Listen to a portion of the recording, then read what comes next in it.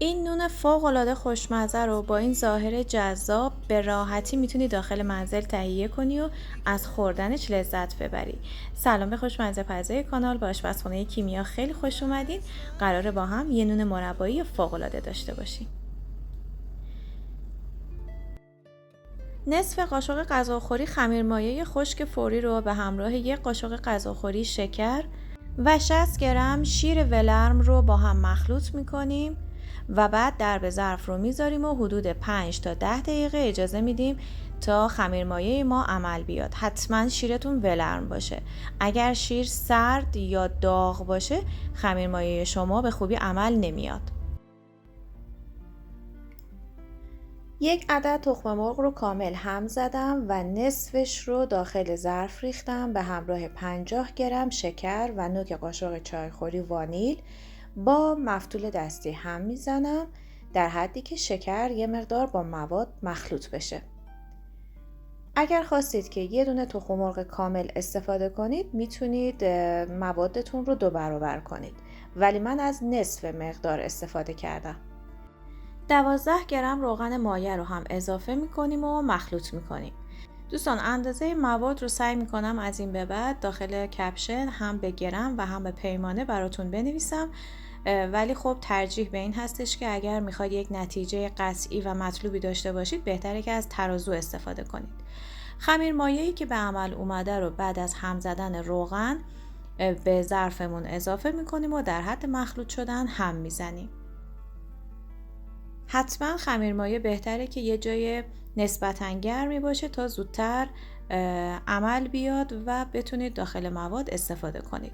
180 گرم آرد سفید رو با 1/8 قاشق چایخوری نمک من با هم مخلوط کردم قبلا، یک بار الک کردم و الان کم کم به موادم اضافه میکنم. همه آرد رو به یک باره اضافه نکنید چون میزان آبخوری آردها با هم متفاوته و ممکنه که خمیر شما اگر آرد بیشتری بگیره سفت و سنگین بشه.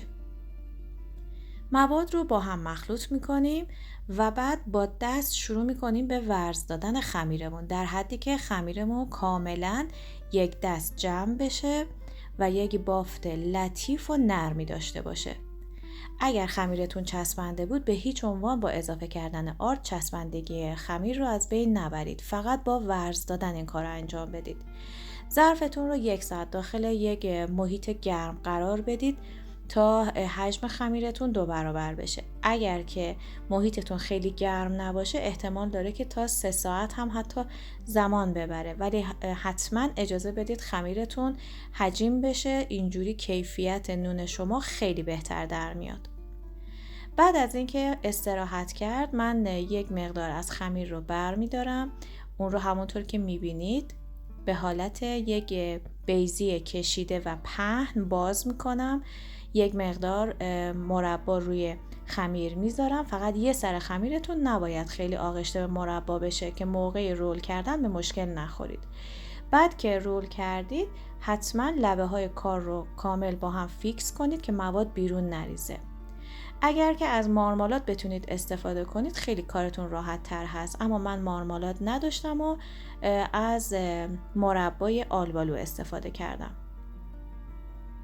به این شکل باید خمیر رو ببندید و بعد با قیچی 2 طرف خمیر رو قیچی کنید. ببینید به این شکل.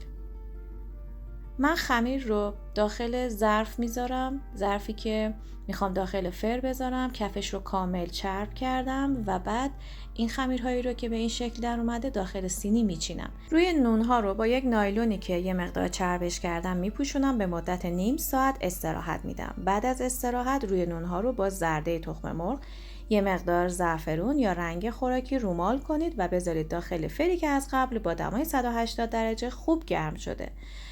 شیرینی ها رو بعد از اینکه پختید باید از داخل فر خارج کنید، سرد که شد از سینی جدا کنید. مدت پخت این نون برای من حدوداً 20 دقیقه زمان برد. ممکنه برای شما یه مقدار کمتر یا بیشتر زمان ببره. بعد از اون که از داخل فر خارج کردید میتونید با یه مقدار عسل رقیق شده روی نون هاتون رو براق کنید. اگر به این سبک آموزش ها علاقه مندید پیشنهاد میکنم که دیدن این ویدیو رو از دست ندید، مطمئنم که خوشتون میاد. تا آموزش بعدی، خدا نگهدار.